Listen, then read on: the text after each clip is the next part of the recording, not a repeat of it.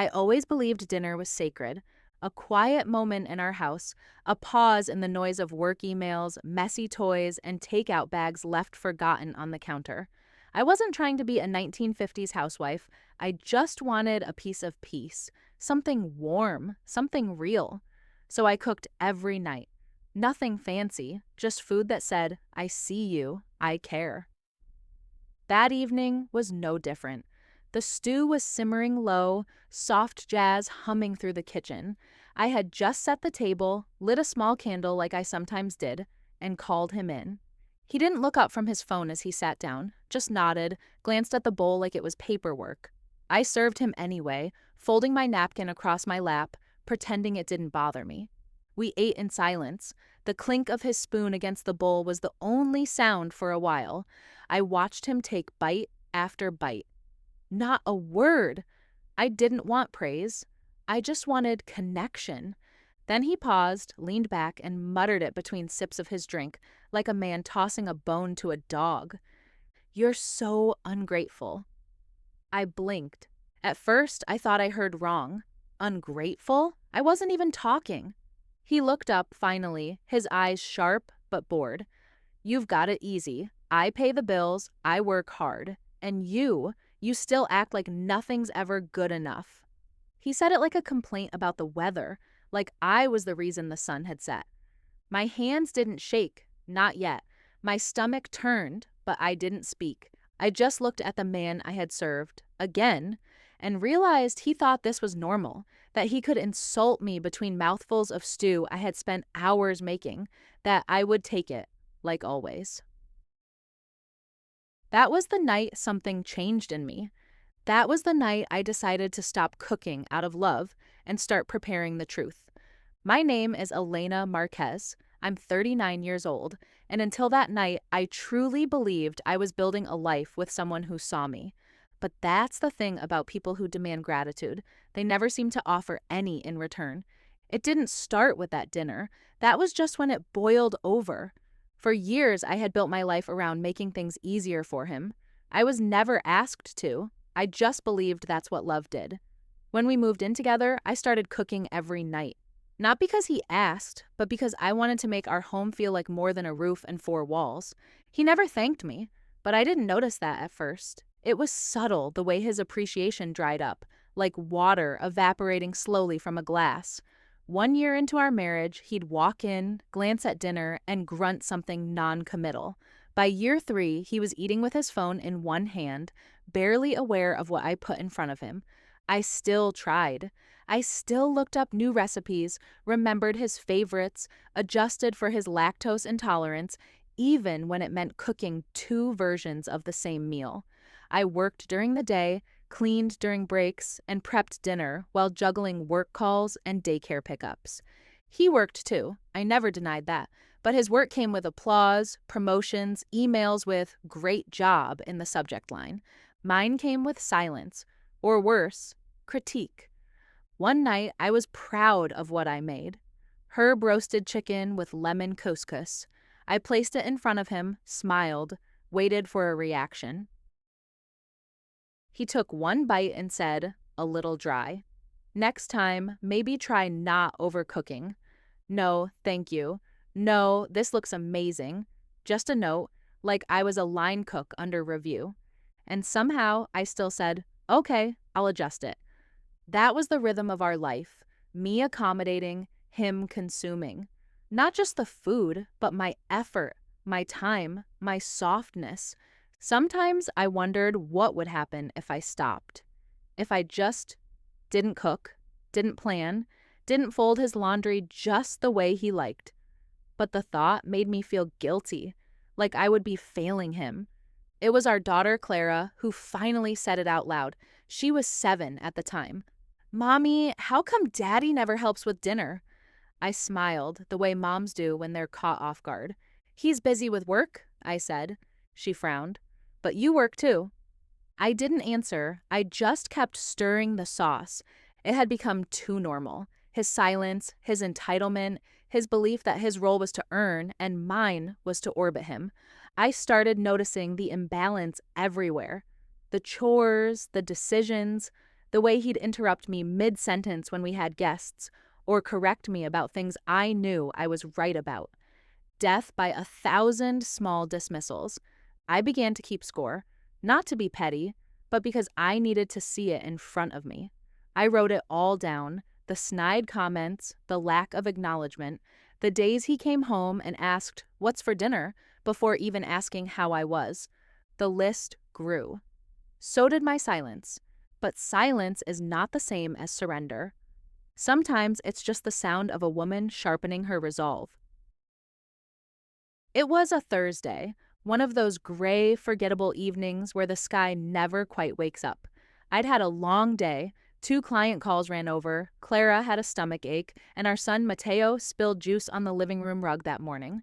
I barely had time to breathe, let alone cook. But I still did. Spaghetti with roasted garlic tomato sauce, fresh bread, and a salad. Simple, familiar, safe. He came home at 7:10 p.m., exactly 10 minutes later than usual. He didn't offer an explanation or an apology, just tossed his keys on the granite counter, kissed the top of Clara's head without looking, and sat down. I served him a full plate. He didn't look at it. Instead, he scrolled through his phone, one hand holding the fork, the other swiping, tapping, laughing softly at something I couldn't see. The kids chatted about school. I smiled, passed the breadbasket, tried to breathe. Then he looked up, finally, and said it like a man pointing out a crooked painting. "You're so ungrateful." The room fell quiet. Clara stopped chewing. Mateo's fork paused midair. I didn't blink. "What?" I asked. Calm, cold. "You heard me." He wiped his mouth with a napkin. "I bust my ass every day, and you sit there like a queen, expecting me to cater to you." I didn't understand, not at first. "I made dinner," I said quietly. "And? That's your job?" There it was. He hadn't said it outright before. He'd implied it, let it hang in the air like smoke. But now it was spoken. Clear, final. I wasn't his partner. I was his employee, his cook, his maid, his unpaid assistant who, in his words, should feel grateful he showed up at all. The kids didn't know what to do. Clara excused herself, grabbed her plate, and went upstairs. Mateo followed her. That broke me more than his words, because they'd heard it too. They saw it. I sat across from him, staring at the steam rising off his untouched spaghetti, and I said nothing, because there was nothing left to say that wouldn't shatter the room. I cleared the dishes, not as a favor, but as habit. He went to the den, turned on the TV, laughed at the sitcom playing through the wall. 10 minutes later, he called out, "You didn't bring my wine." That night, I didn't answer. I went to our bedroom, locked the door, and sat at the edge of the bed until the house fell silent. And in that silence, I remembered every time I bit my tongue. Every dinner I cooked when I was sick. Every "never mind" I whispered. When he forgot something, I told him twice. I saw it all, finally, without excuse. He didn't call me ungrateful because I failed him. He called me ungrateful because I stopped worshiping him. And worse, for him, I started seeing myself. That night, I made a decision. No more pretending, no more covering the wound with linen napkins and candlelight. He thought he had insulted me, but what he really did was give me permission. Permission to stop serving what he never earned. Permission to serve something far more honest. Something that didn't come with garlic or garnish. I was going to feed him the truth. In the days after the dinner, I moved like a shadow through our house. Not angry, not sad, just quiet. I still got up with the kids, still answered work emails, still folded laundry, but inside, something had gone still. Something cold and deliberate. I didn't argue with him. I didn't bring up what he said. That would have given him power, made it a fight he could win. Instead, I became precise, polite, robotic. I cooked less. Simple meals, grilled cheese, plain rice, scrambled eggs for the kids.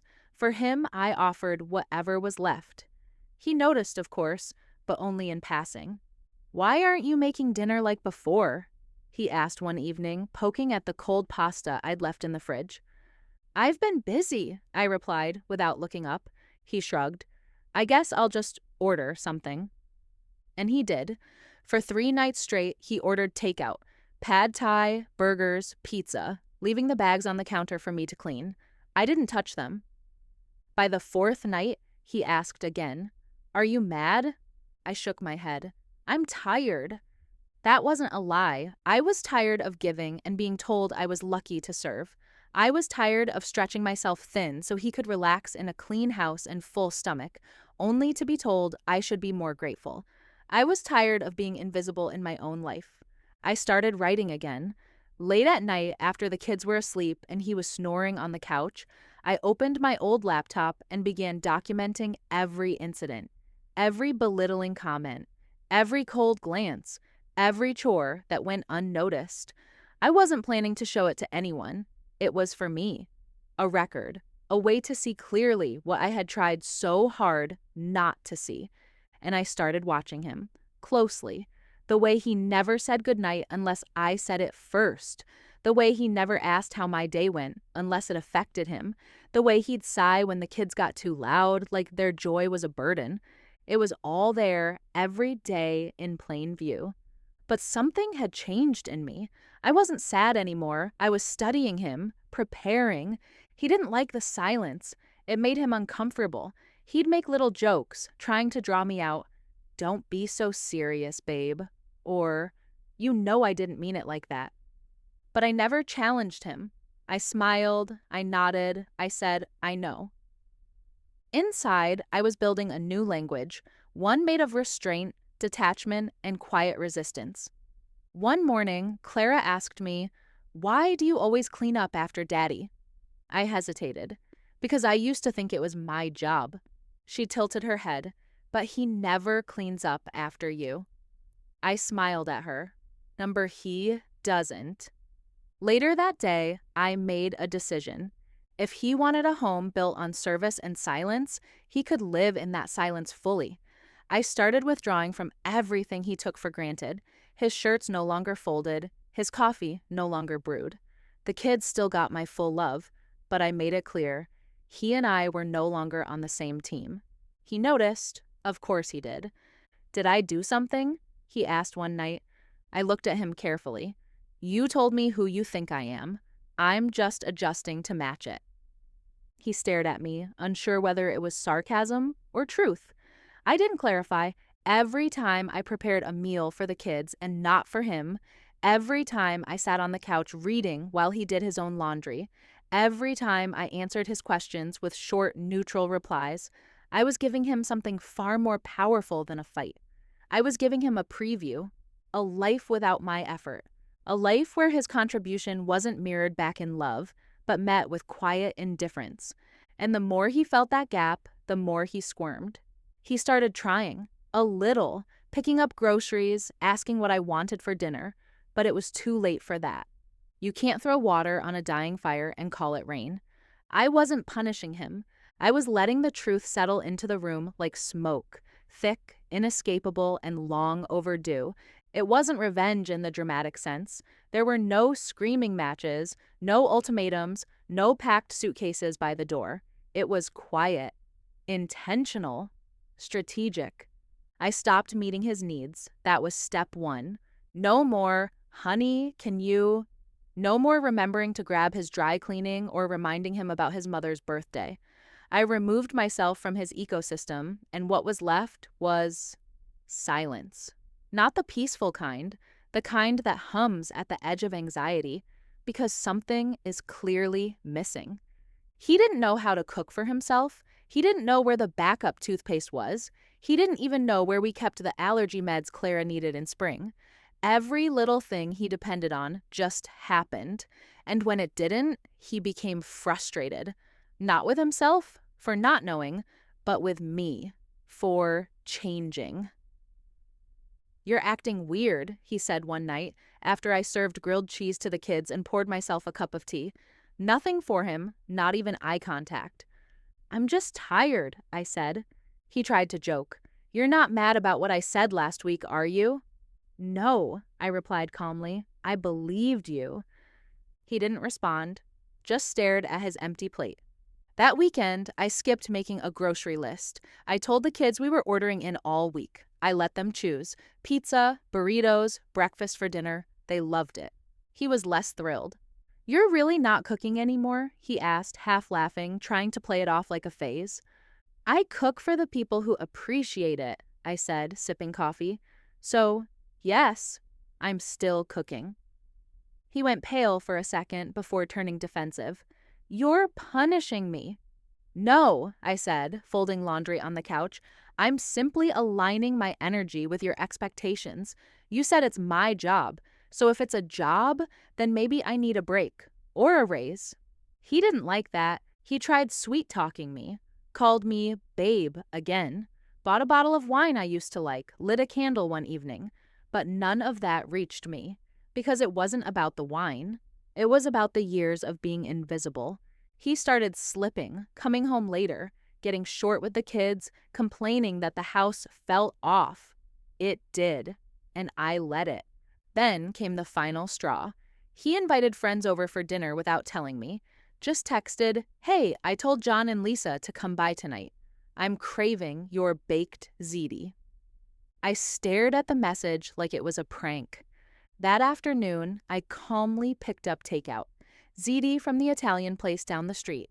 I plated it on our nicest dishes, sprinkled it with fresh basil, lit the table, and greeted them with a smile. "Oh, wow, this is delicious," Lisa said. "You always go all out." He beamed. "Yeah, she's amazing." I looked him in the eye and said, "Thank you, Lisa. But it's actually from Luigi's down the road." She laughed, thinking I was joking. I didn't smile. There was an awkward silence. He looked confused, embarrassed. I saw it in his eyes. The realization that he had no control anymore. Not over the narrative, not over me. After they left, he asked, "What was that?" "That," I said, wiping the counter, "that was honesty." He was stunned. He didn't know how to respond to a woman who wasn't yelling or crying, but just done. Still, he tried one last time. He sat me down that night, lowered his voice, used words like team and partnership and getting back to us. And I listened. But the thing is, when someone shows you where you stand with them over and over for years, you don't just go back. You don't rebuild trust with a speech. You rebuild it with action over time. I told him I'm not interested in going back to the way things were. If you want a partner, you have to show up like one. He nodded, said he understood, but deep down, I knew. He wasn't capable of meeting me there, not fully. So I kept moving forward, step by step. I took on more freelance clients, opened a separate bank account, told the kids they'd start helping with small chores. I began carving out a life that didn't depend on him emotionally, financially, or logistically, and he knew it. Every time he came home to an ordinary dinner, or none at all, every time he saw me thriving in silence, it hit him harder than anything I could have screamed across the table. I didn't need to punish him. All I had to do was let him feel the vacuum left behind when love is no longer freely given. It had been nearly 2 months since the dinner that started everything. The silence between us had become its own language, tight, sharp, unavoidable. He still came home expecting something to change back, but I had stopped waiting for his realization. I had moved on internally, even if I still lived in the same house. Then one night, I decided it was time. I set the table like I used to. Linen napkins, glassware, candles lit. The kids were at their grandparents' for the weekend. It was just him and me. He walked in, smelled the air, and something in his posture softened. Are we doing a real dinner tonight?" he asked, almost hopeful. I smiled. "Yes, sit down." He looked around the kitchen. I had made everything from scratch: roast chicken, lemon potatoes, sautéed greens, even dessert. It was the meal I used to make on his birthday, a meal I hadn't touched in years. He sat down slowly, like he was unsure if it was a trap. As I served the food, he started talking, softly at first, about work, about a new project, about how he missed these kinds of nights.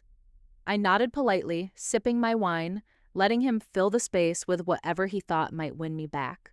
Halfway through the meal, I looked at him and said, "Do you know why I made this tonight?" He paused. "Because you missed it?" I shook my head. "Number, because I wanted you to taste what you lost." He looked confused. I leaned forward. My voice didn't rise, didn't shake. "I used to do this because I loved you, because I wanted you to feel cared for, seen. I gave you everything I had, my time, my energy, my effort, every single day. And you responded by telling me I was ungrateful." He tried to interrupt, but I held up my hand. "I'm not doing this to fight. I'm doing this because I want you to understand that I was never the ungrateful one. I was the one giving while you took, and the only thing I ever asked for was to be seen, to be treated like more than a background character in your life." He sat back in his chair, silent. "I made this meal tonight not as an offering," I said, "but as closure. You get one more taste. That's it." He blinked, unsure how to respond. I stood, took my plate to the sink. "I'm done feeding people who don't feed me." He sat there stunned, like the table had turned into a stranger. That night, I didn't clean up. I didn't pack leftovers. I didn't ask him how he was feeling. I went to bed early, slept better than I had in weeks. In the morning, he tried to apologize again, brought me coffee, said he got it now. But it was too late, because you can't unfeel the hollow that someone's neglect creates. You can't undo the 1,000 meals eaten in silence, the praise that never came, the years spent shrinking yourself so someone else could feel big. My truth wasn't loud. It was methodical, final, served warm and calm and undeniable. He never raised his voice after that. He never dared. He knew I was done, really done. Not just with dinner, with him. Life didn't change overnight, but I did. I didn't leave immediately. I didn't storm out or throw his things onto the lawn. That's not how I move. Instead, I created space, internally at first, then physically. I started working from a co-working studio a few times a week. I signed up for yoga again. I went out with friends I hadn't seen in years. The house was quieter. He noticed. He began doing things he hadn't done before, making the kids breakfast, unloading the dishwasher, even trying to cook dinner once. I didn't stop him. I just observed. Part of me knew it was survival, not transformation. He wasn't changing because he saw my worth. He was changing because he saw the consequences of ignoring it. Eventually, I sat down with him and said, "This isn't working for me anymore. We've grown in different directions and I need something else, something healthier." He looked hurt, but not surprised. We agreed on a trial separation. I stayed in a small apartment nearby, kept the kids' routine as stable as possible. He visited, he called, he tried, but he never truly saw me, not the way I needed to be seen, not as a full person with needs and dreams beyond his convenience. And once I saw that clearly, I couldn't unsee it. I filed for divorce 6 months later. He didn't fight it. Now, I live in a smaller space, but it's filled with peace. The kitchen is mine again, not a stage, not a battleground. Just a place where I cook when I want to, how I want to, for people who appreciate it. Sometimes Clara helps me chop vegetables, and Mateo sets the table. We laugh, we eat, we linger. It's not perfect, but it's honest. And in that honesty, I found something I hadn't felt in a long time. Gratitude for myself. Because in the end, the best thing I ever served wasn't food. It was the quiet, graceful truth that I mattered, that I always had. If you've ever given more than you received, if you've ever been told you were too much while doing everything for everyone, know this: your effort is not invisible, and you're not alone. Share your story in the comments. I read every one. And if this story moved you, subscribe for more real stories of silent strength, quiet justice, and powerful reinvention.